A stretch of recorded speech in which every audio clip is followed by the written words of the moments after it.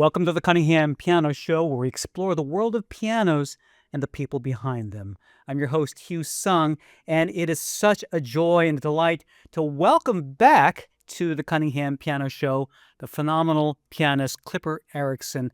Clipper, you were actually interviewed. We did this interview as part of a different format of the show about 7 years ago. But anyway, welcome back and congratulations for being my first repeat guest. Well, thank you, Hugh. Oh, that's a big honor. Oh my I goodness. didn't realize I was your first repeat guest. Yes. How fun. Yeah. And it was just a wonderful kind of a chance happening. We were getting together at Cunningham Piano's first ever Teacher Appreciation Day. And thank you so much for coming out to that. And, Cunningham Piano recognizes how important it is for teachers like you and your mission in spreading the joy of music to our community and to the world. And you were so gracious to come out, and we had a chance to catch up a little bit. And you reminded me of something quite remarkable. 7 years ago, you came to the showroom and you performed a wonderful work by the composer Nathaniel Dett. And we're going to get into his story, but I want to see if I can quickly jump into this picture over here. Yes, the 10th anniversary of this album, My Cup Runneth Over. And you did the incredible job of recording all of his works on disc. So we're going to talk about Nathaniel Dett in great detail and really focus this episode on his music. But before we do that, I really wanted to get back into talking about you, Clipper, because I was going through your website, and one of the things that struck me was how deferential you as an artist are to everybody else that you represent. I read so much about not people like Nathaniel Dett, but other underrepresented composers, and your mission as a teacher and as a performer and recording artist, and in making these lesser known voices heard and recognized. But I'm not getting a whole lot about you. So I want to really turn the spotlight on you, Clipper Erickson. Tell me about you. Where did your piano journey begin? Well, first of all, I consider myself as an ambassador. And I'm really a conduit for all this marvelous music that has been written. And we're so blessed to be pianists because there's just an endless amount of music written for the piano. It's such a versatile instrument. So so I kind of face myself a little bit because I think of myself as kind of more of an ambassador rather than, oh, it's all about me and look at all the great things that I can do. But I studied, I first came across the piano at the age of 7. And I was living in a little town in northern Michigan, although there are pictures of me sitting on my mother's lap it looks like I was about 1 or so, and she's playing the piano, and I'm just absolutely entranced with what she's doing. And so obviously I was attracted to it from the very beginning. And then we moved to, of all places, Santa Barbara, California. What a big change from Michigan, right? And I started taking piano lessons. And, well, I was a good student, but I wasn't like any genius child prodigy or anything like that. And then I got the bug about age 12 or 13. And then I started practicing like a crazy man because I had a lot of catching up to do. It's kind of because I have students now who could play rings around me when I was 12. Tell me, before you go on, what was that bug? What inspired you? Listening to recordings. We have recordings of Horowitz, Gieseking, Rubinstein, all these great people, and I would put them on, and I would just say, "That's just amazing! How can they get this instrument to sound like that?" Yeah. And I just wanted to make this thing sound. I wanted to make that sound more than anything. So I just was enthralled with the sound of touching the piano and making this sound happen. And it's almost like a little bit of an ego trip, really. It's like you sit at this huge instrument and you can make all this amazing thing happen. and it's really quite extraordinary. So I started practicing like a crazy man, like getting up at 5:30 in the morning before school, right? And then my parents at that point decided that, well, let's finish the garage and move the piano out there. I was kind of interrupting their morning routine. So so I lived out there basically with the piano. So I would practice, it was like 6, 8 hours a day. And then, that started when I was 14. And by the time I was 17, I was accepted to Juilliard on an Wow. honorary scholarship. So I guess all that work paid off.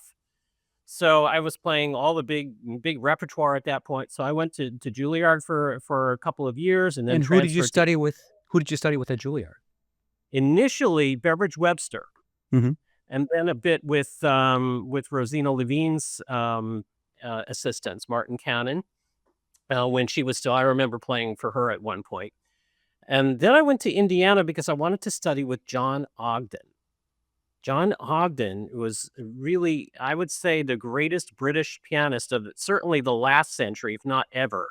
He was Hmm. just this amazing genius, and he, like me, I take after him in a lot of ways. Like me, he specialized in music that other people don't play. So he had recordings of people like Nielsen and all of his friends, like his British friends like Tippett and Gurr and all these people that he was associated with in England. He wasn't even a composer of his own. He wrote his own like monstrously complicated music, including a piano concerto Wow. that really nobody else could play but him because it was just like absolutely crazy difficult. And so I was inspired by him to like start being curious and look at composers that other people don't play. I was not satisfied with just playing all the war horses that everybody else played. So I started get really going after all this unusual repertoire. And as time went by, I started asking questions. So the way I met Dett and came across Dett was through Donald Dumpson. He is a wonderful choir Mhm. director and pianist himself from Philadelphia, from West Philadelphia. And I met him once and asked him, give me some suggestions of African descent composers, African American composers. So he clued me into John Work and Nathaniel Dett, Harry Burley, William Grant Still, people like that. And Dett, he said, well, try out the Juba Dance. So I got this big book of Dett's collected works, which is 200 pages, is much bigger than the Juba Dance. That's incredible. So being curious, I started playing through all the rest of it, and I said, "Oh, this is so wonderful! It's so beautiful and melodic, and his mastery of the piano is just like I can count on one hand the number of composers that have complete mastery of piano sonority, and Dett is one of them. Let's Like take a I would let's go probably put it back. Yeah. Go ahead. I'm sorry. I'm sorry. Go ahead. I put in that bucket, certainly Chopin, Schumann, Rachmaninoff, Scriabin, people like that who just have this mastery of making piano sound. And Dett is in there with them. That's With them. incredible. Let's spend a few minutes focusing on Nathaniel Dett himself. Now, he was actually born in Ontario, Canada. Is that right? Yes, that's correct. So Okay. I don't call him African American because the Canadians don't like that. That's And that's why you really say like African descent. Yeah. Hmm. anyways, and let's be nice. And so he's Sure. technically African Canadian. Hmm. And then he moved to New York. The family moved to New York when he was 10, right across.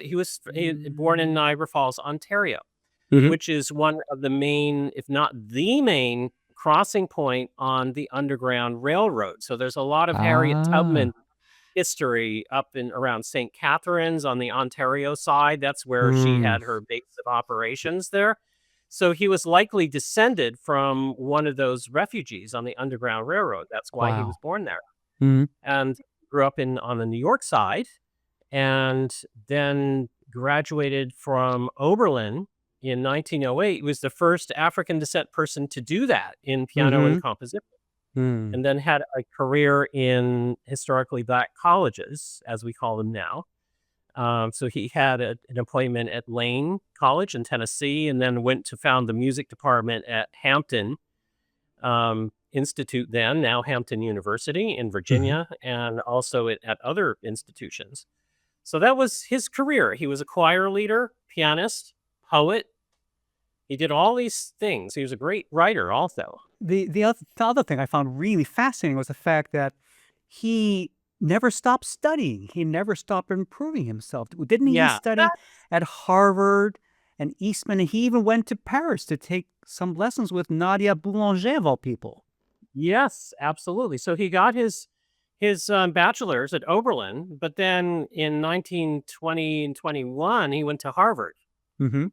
for a year of study with Arthur Foote. Ah, oh, wow. Then in 1932, okay, so he's already 50 years old. He went to Eastman to get his master's degree. Just amazing.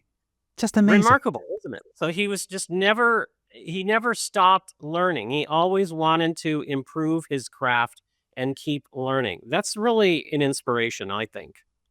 Absolutely. And then I mean, I think one of the most unique things was bridging. Well, so here we have him as an example, as we celebrate in classical music in general, the celebration of composers that merged their folk heritage. I think of composers like Dvorak, of course, the Czech Yeah. composer, the Romanian composer George Enescu, also famous for taking Mhm. Romanian folk themes and bringing them to the elevated stage. Even people like Gershwin taking jazz and bringing it to the stage. And here we have Nathaniel Dett doing very much Yeah. the same thing, Those taking people are yeah. part of my life. I just played the Ionescu third violin sonata. I was talking Wow. with Mada the other day about what My a wife, yeah. beast that. Yes. And Gershwin, I'm doing the concerto in F next month in Oh, November. fun. So this is I'm really very attracted to people like this who synthesize ethnic idioms into their art. So one of my recording projects going ahead is the Florence Price Sonata in E minor, which is coming out Wow. of Ona in February. And then pairing that or putting that together with Wilhelm Stenhammar, who was influenced by Swedish folk music, Joaquin Torina, who's Spanish, and Carlos Chavez, Mexican. So they Hmm. all had ethnic influences that were, of course, extremely different from each other. So that project is called Sonatas of the Nations. Wow. So part of it is done, and the rest of it I plan to get recorded in May or June next year, and then come out probably early 27. So that's kind That's of inc my baby, or my that's inc interesting. that's incredible. How do you find time to learn, much less record all this repertoire? Well, it happens in stages. It's not like, oh, I decide to do this, and then, oh, okay, I can do it next month. It takes a long time to learn all Yeah. that stuff, and it was the same thing with the Debt project. I had played one of the Mm. suites back in the late '90s. And then as, time went on, I started going through the rest of the suites. There are 6 of them. And when I went to Temple as another good example of people in later life going about their education. So here I am starting a doctorate program at Temple at age 52. So I'm kind of like, I'm kind of, doing it's a kindred spirit with that. So I needed a dissertation topic. So, okay, and I got a little bit of resistance, I have to say, You because really? they'll say, well, debt isn't important enough. You should pick some important person, or I don't know, some theoretical thing. And I'm Mhm. thinking, like, well, really, am I going to write about like secondary dominance in Mozart sonatas, and Yeah. what happened to that? Yeah. Yeah. Okay, that's going to sit on the shelf, and who's going to read that? Right. So I Yeah. decided, so I wasn't really sure what to do. And then I ordered on Amazon, I ordered one of the Debt biographies, and it came in the mail signed by the author of the Oh, biography. wow. And I considered that, okay, that's my sign. Do it. So Yeah. I did it. Yeah. So I Uh, made the dissertation on Dett's piano music, and then decided, okay, that's not enough. We want to put that out there so people really understand that and really listen to it and bring it to a wide audience, not just academic people who would Yeah. like to read dissertations. So that was the start of that was really where it came from, is Wow. that and it's been a joy ever since to play the music and see people really love it. That's the great thing. And I've give presentations for music teachers groups. I gave a presentation for an important piano competition in Westport, Connecticut. They asked me to present Dett, and best of all, they Hmm. required all the contestants to play something of Dett. That's the Wow. way the music gets played. Yes. Yes. Okay, Speaking to that,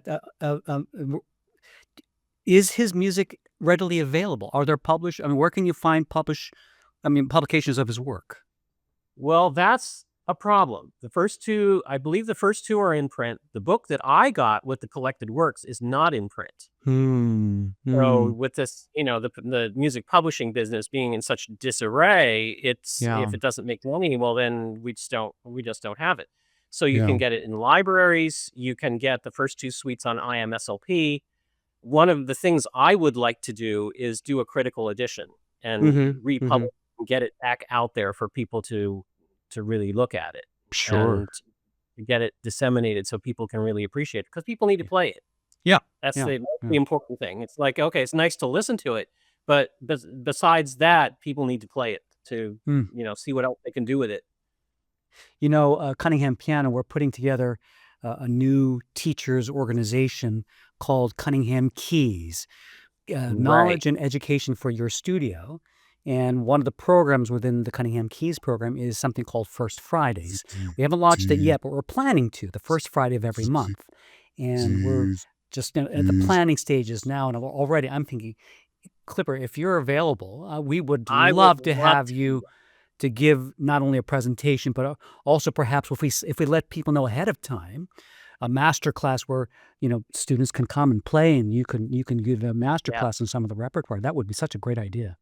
That would be fabulous. If we could get some of the kids playing Yes, playing deck and then come that would be just extraordinary. I've done kids are that. even other pianists. Yeah. Hmm. Yeah. Okay. So I did that I traveled to some HBUs myself Hmm. and did that same thing where I went to Morgan State in Baltimore and Livingstone in North Carolina. And some of the kids, the piano students there played works of Dett. So I did a Great. master class. And it was really just enjoyable to see the kids because that carries the music forward. Yeah. Yeah.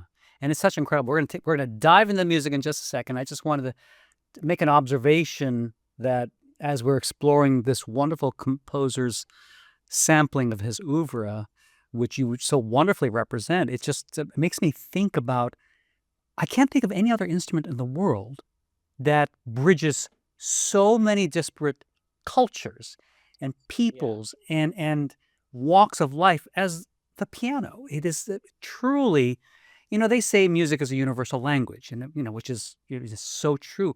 But if there's a universal instrument, It's the correct me if piano. I'm wrong, it seems to be the piano. Yeah. Because the piano is the ultimate chameleon. You can imitate almost anything on the piano.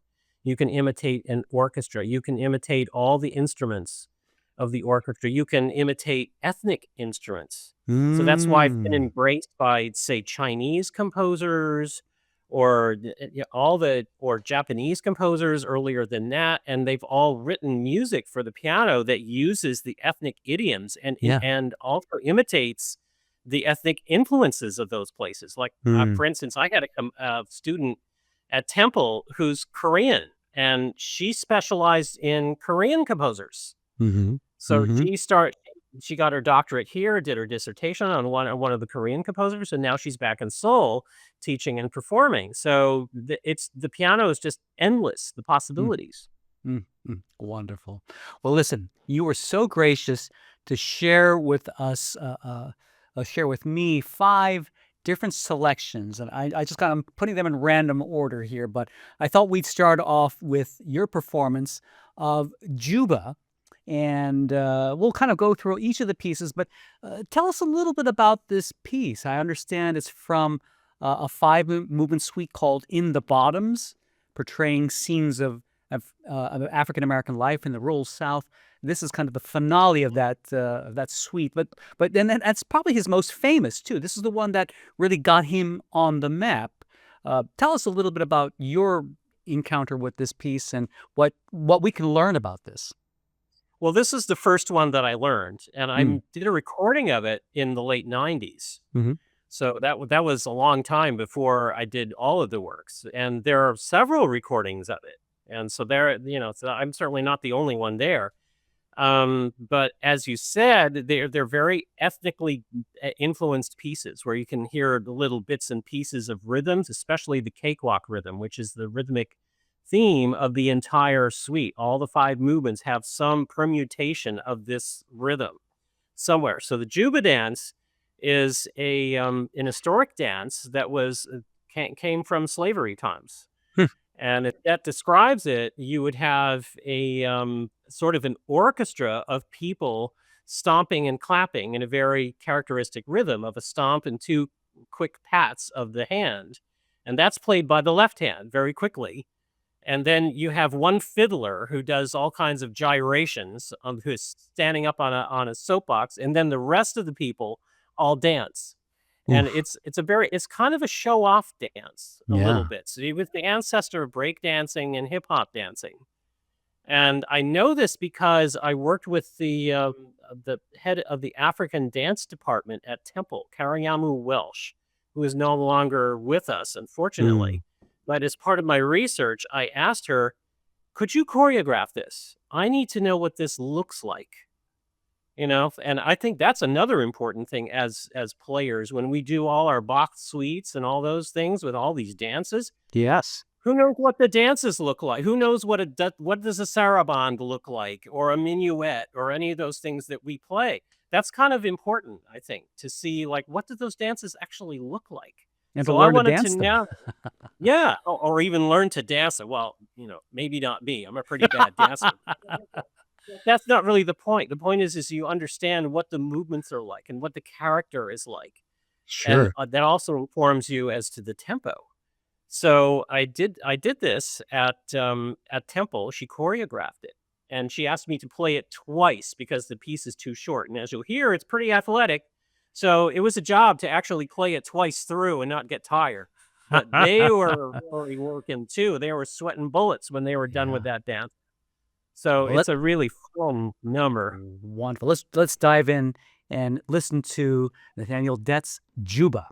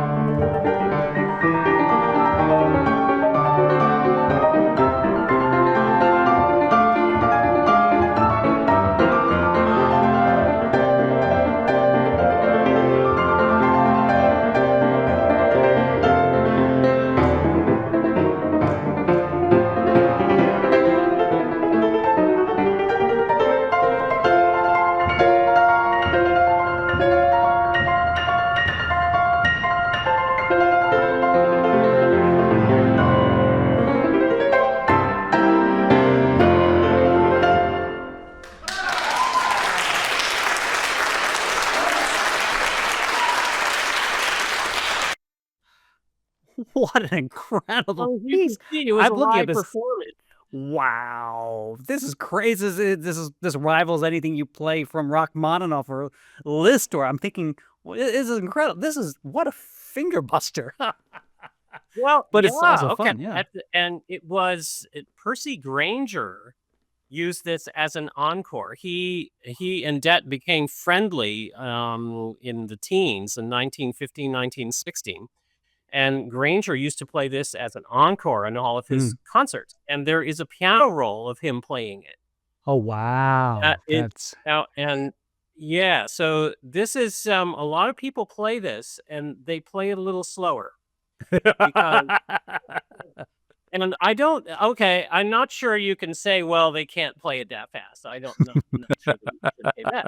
But they play it slower because Dett warned in his notes it to not be taken too fast. But okay, what's too fast? Mm, But mm, then it mm, has a mm, metronome marking there of 120 to 144. Well, I don't think that's even 144. mm, So mm, mm. 144 would be like off the charts fast. Yeah, yeah, So there's kind of a little conflict there. Okay, what is too fast? So you listen to Percy Grainger's piano roll, and it's that tempo that I played. Wow, wow, And the wow. clincher was when I was rehearsing with the dancers. And I Mm, played it a slower tempo, and they said, "It's too slow." interesting. There you go. That's So, okay, interesting. that's Wow. the clincher because they know the historical dance. They know the Mm, moves. Okay, so wow. that's telling me exactly, all right, then it really does should go that fast. Now, of course, that doesn't mean that if you don't think you can play it that fast, then don't do it. Please do. Okay, it's still a wonderfully effective piece, even if it's not that fast. Mhm, mhm. It's still greatly fun. It doesn't have to go that fast. Yeah. After all, you said 120 to 144. That's a pretty big range. So, go for the lower end. The next work I want to feature is called Barcarolle from his Magnolia Suite of 1912, written just before the suite that contained Juba Dance. In fact, I think Yeah. this was just kind of soon after his conservatory training. Um, uh, This yeah. is in the same suite. It precedes the Juba Dance. It's the Okay. fourth Oh, I, oh, movement. I see. I'm sorry. I'm sorry. Okay. So this. Oh, this is in the same suite. Okay. Okay. Great. Wonderful. Yeah, So. it's in the same suite. And this recording was done at Cunningham, Oh, wonderful. as you'll tell. Great. Yeah. Well, So it's let's on one of listen your to great pianos. let's listen to a little bit of the Barcarolle.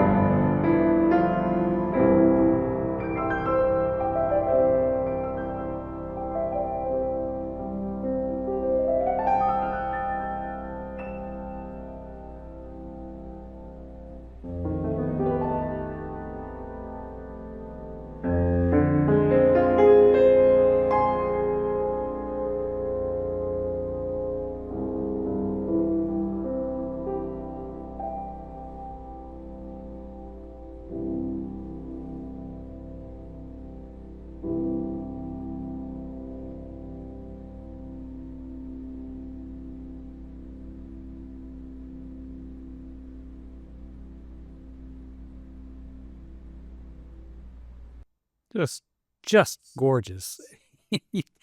It's Clipper, really your technique is frightening because you make something, I'm looking at this as a pianist. I'm like, oh my goodness, that's hard. And you make it seem so effortless, so easy. well, if you this is the one piece that Dett himself recorded. He made a roll of Ah, this in 1919. He was actually the first black pianist to make a piano roll, and this was the piece. he was And of really course, the that trailblazer. medium we had to do some cuts because the recording medium, you could only get, like, 2 or 3 minutes Yeah. on the so he had to make some cuts, but it's very instructive to listen to what he did. But Wow. there's a light capriciousness that he uses that you have to master that and just Mm, play very lightly and very gracefully. mm. That and understand the rhythm. Of course, we all do bark rolls. Like, how many bark rolls are there? There's Yeah. Tchaikovsky and there's Chopin, of course. I mean, so we're always, that's a big thing in the piano world is to play bark rolls. So, but this is a unique one, isn't it? It's Yeah. very Mm, different beautiful than all. texture. Yeah. Yeah, and it's the mastery of piano sound. You can tell from the middle section where he has the Yeah. melody in the middle in octaves, and then he has the low bass Yeah. and the Yeah. very extreme bass, and then he has da da da down, da da down coming down like the water, the Yeah. sparkling of the water, and how that all works together. It's just Mm, mastery of piano sound. It's just just a amazing. delight to play. Mm. The next work I'd like us to examine is called A Desert Interlude from 8 Bible vignettes written between 1941 and 1943. Um, this is one of his last compositions, if I understand correctly. Yeah, much later, And and you'll notice a difference in style. mm, mm, mm, mm. A little And bit more rich, more contrapuntal. mhm, And also filled with the Bible vignettes. We could go on for like an hour in all the mm, symbolism that goes on in the Bible vignettes, but it's mm, really quite what I would say about this piece is the second of the set. mhm. And the vignette that he's portraying is Hagar, The who is servant like, girl of okay, Abraham, right? 10 Sunday school Bible stories, right? So why Hagar? Because she in African American culture, she's thought of as the mother of the Africans. Ah, Because interesting. Abraham sends her away because remember that she was Abraham's slave. Mhm, mhm, And then when Sarah produces children, then Abraham sends her away into the desert with her child, Ishmael. mhm, mhm, But God promises to her that he will bring forth from her and Ishmael a great nation. mm, But what great nation is that? mhm. We don't doesn't say. So so in African American culture, she's the mother of the Africans. Interesting, interesting, So wow. then you hear this melody that is it's kind of bluesy. It has blues inflections, although it's Mm, actually on the Dorian scale if you want to get all geeky and theoretical. But it's not, but it has a blues kind of flavor about it. So it's very sensuous, but yet mournful. So mm, it mm, has this very earth mother sensuality, but yet it's very mournful because she wanders in the desert and she doesn't know where to get water, where to get food, and she's got this child with her, but God takes care of her. So that's the mhm. story that's portrayed in the piece. And it kind of reflects another aspect of, Dett's deep spirituality and how it Yeah, was very deep. part of He was also the a th Rosicrucian. I'm sorry? He was involved with the Rosicrucian Society. Tell me about the Who Rosicrucian Society, I don't know that. The Rosicrucian Society is it's a secret society that's somewhat like the Masons, Mhm, but even more reclusive. mhm. They're very interested in the occult, in numerology, astrology, also Egyptology. So he Interesting. was involved with this group because it was a secret society, and because black people couldn't join the Rotary Club, Mm, white wouldn't let them in. So they joined groups like the Masons and the Rosicrucians that would accept them. So he interesting. developed a very deep spirituality that is reflected in this piece. Let's listen.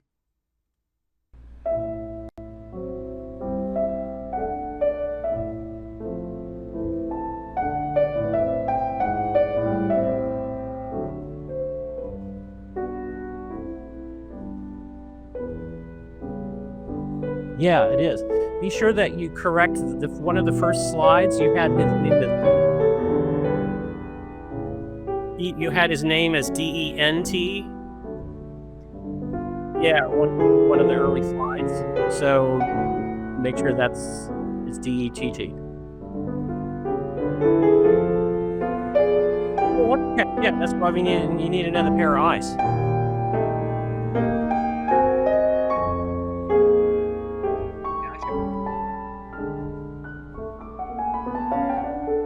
Yeah, you're such a tech whiz. We got such a good pandemic. That's how you realize that we should talk about the theory. Yeah. Oh my.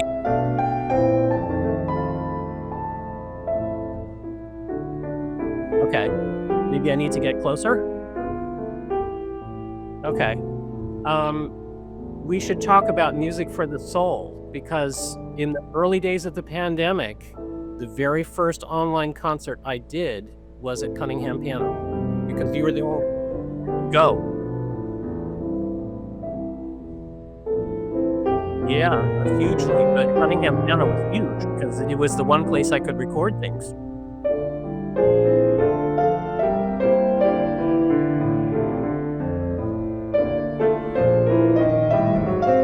See, honky tonk more so than our.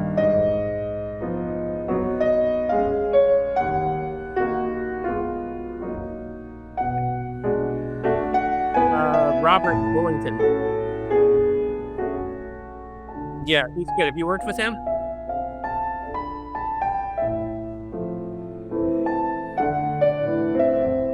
Oh yeah, he's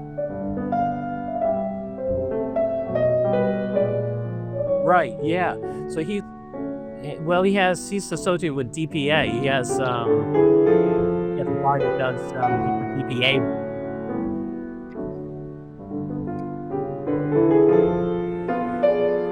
Well, they're the expensive kind, the good kind. Yeah, they are the best.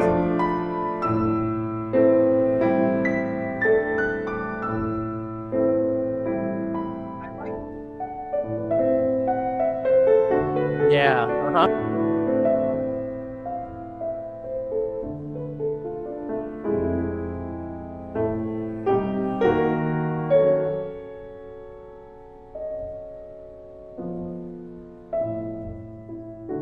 Yeah.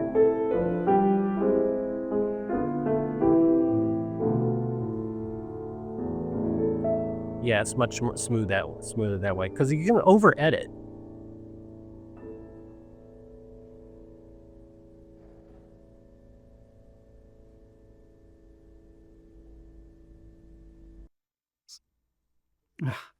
Gorgeous, just gorgeous. Very. One of the things I admire about great composers is their mastery of musical psychology and musical narration. Yeah. Remember, people like Richard Strauss was credited for being able to compose a napkin, a fork, and a knife. He could write something that would describe just the most. A fork and a knife. Yeah. It's also a musical characterization that is a master at, because that one piece, short as it is, portrays this woman who's at once melancholy and anxious, but yet also very sensuous, because the harmony is so rich and full. So there's these two rather opposing things that he's combined masterfully in the music. I think it's one of my favorites, that one piece. It also suggests choreography. If you listen to that left hand, the swaying motion of that left hand suggests choreography. And Kariyamu Welsh at Temple choreographed that particular piece. She called her piece Sisters. Interesting. Fantastic. The next piece I want to get into is called Dance of Desire, from Tropic Winter, written around 1938. This is from Enchantment. Okay. So tell us a little bit about this. Tell us a little bit about this piece. Enchantment has 4 movements. He wrote this for Percy Grainger. Now remember Ah. that Percy Grainger was, a big virtuoso, so he wanted to write something for Percy Grainger to show his stuff. So this particular piece is the most virtuosic of Dett's works. Little bit atypical there, but the most interesting thing about this piece is the program. The program has to do with initiation ceremony into a secret society, and he even writes this program. And the cover to the music is a picture of a temple in an Art Deco frame with the Egyptian sun god Ra across the top, the winged solar disk, written in 1923, the year after King Tut's tomb was opened. Hmm. So it was a big thing, and the Rosicrucians are very much into Egypt. So there was all this hidden meaning again in this piece through the program. But this is just pure. It also exists in an orchestral version, which I learned about much later. That's actually in the Free Library of Philadelphia. Oh, This wow. orchestral, and it's never been performed to my knowledge. So Hint, somebody hint, needs to hint. perform it. Hint, hint. So yeah. So, but you can hear from the writing that it suggests orchestration for sure. Well, all of his music so far does. It's just so colorful and so orchestral because as you described at the beginning, the piano being able to emulate so many different aspects of orchestral color, which you bring out so beautifully. But let's listen to Dance of Desire.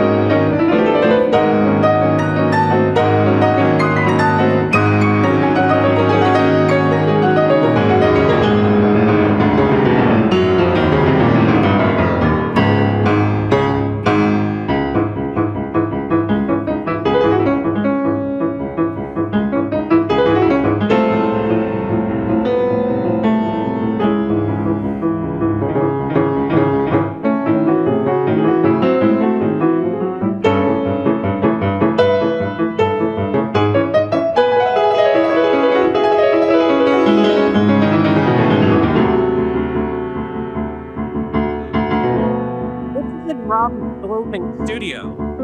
This is done during the pandemic, and he was part of yeah, it's a great water because I was featuring Margaret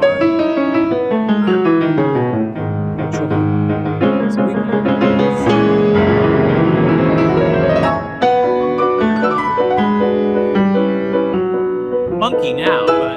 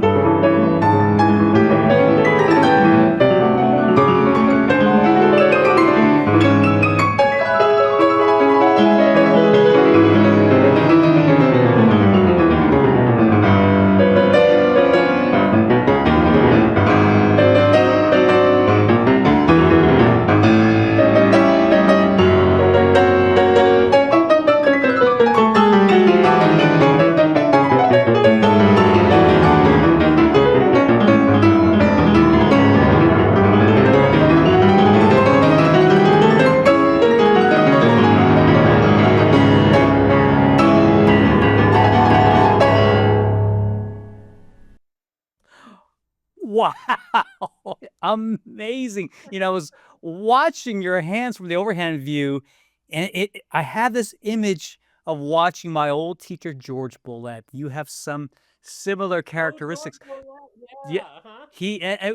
it's just in terms of power, but this massive power and this massive, incredible speed. It makes it look so easy. He just sat on the piano. He was a tall, huge man. Sat whenever I had a lesson, he just kind of shoved me aside. Here, kid, let me show you. He'd sit down, and the way you approach the piano with your strength, precision, but you also make it look so easy. Your hands are so huge. You just cover the whole piano. Just amazing. Bravo, bravo. He was at Indiana, and his He was. studio was next to John Ogden's. Ah, how about that? Passed each other in the hall in the hallway, and he was just a lovely man. He really was. I miss him. I really, really miss him. He was such a dear person to work with. But anyway, we were talking a little bit, but that was a fascinating video. It looks like you used green screen for that to depict, I guess, water or the ocean. Tell me a little bit. The videography was a lot of fun there. It was a lot of fun, although I think it was kind of a headache for my videographer. We're doing an online. This is one of the experiments from the pandemic. That we're doing all these online concerts, and I was requested to do a concert of concentrating on Black composers. So I included Margaret Bond's version of Wade in the Water called Troubled Water, and that was the title of the program, Troubled Water. So I thought, well, we should get an image of troubled water, of turbulent water. And so then, let's try out this green screen thing. So that's how we did it. That's in his fun. studio. And who was the videographer that helped you with that? Robert Bullington. He was my savior during the pandemic. He did all of my online work, and Cunningham Piano was a major savior during the pandemic. In 3 weeks after the shutdown started, I did my first online concert from Cunningham, King of Prussia, because it was the only place that would let me in. Yeah. So Robert and I, alone, just the two of us, trooped over to King of Prussia, and we did a live online concert from the studio, from the piano store. And from that point on, that's where I did all of my recordings. Wow. Robert is wonderful. Well, what a terrific engineer. Anyway, the last piece I want to get to before we close our program is called The Dream. And I think this is also from his 8 Bible vignettes. This was one of his last works. It's from Cinnamon Grove, which is the 4th suite. Oh, I'm so sorry. Okay. Yeah, so it's from Cinnamon Grove, and it's the first movement of the 4. And it's on a poem by, I believe, John Donne, called The Dream. It's an interesting poem. It's got a lot of, again, hidden meaning in it. I won't tell you too much about what it is, but if you're a poet geek, then you can go look it up. Wonderful. Let's listen to The Dream.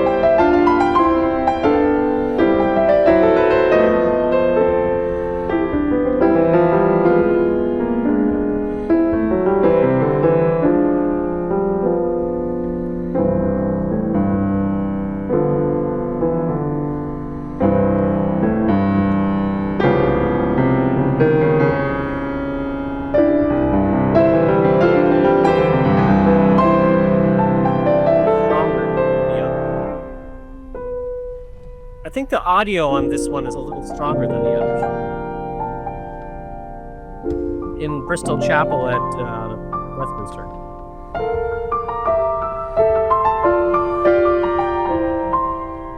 Nice. I hope Ryder doesn't wreck it.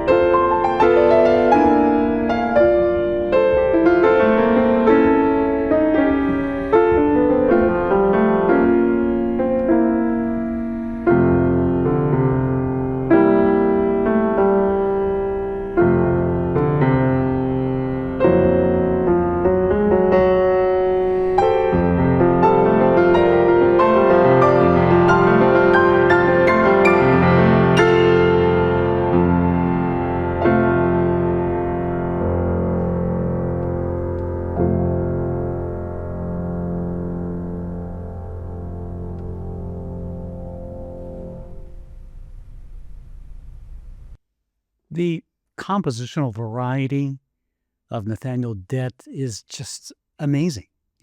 Some Yeah, so you have to composers, do a quick yeah. tour of style. There's so many, and that's a good way to end. It's just very sweet, but Mm. very sensuous and colorful at the same time. It reminds me a little bit of Chopin's way that, Chopin maximized the piano as its own medium. And I think Dett does a similar thing where he's able to craft these melodies, but textures that are so pianistic Yeah. and so Totally. colorful, just wonderful. I've got a question, a selfish question for you. Of course, my wife and I, we are the Mata and Hugh piano duo. We do four hands on one piano.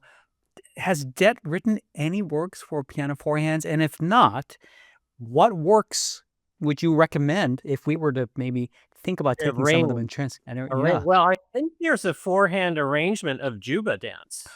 Wow. Okay, we'll have to Somebody check has that out. I think somebody has done it, Okay. so you could try that out for sure.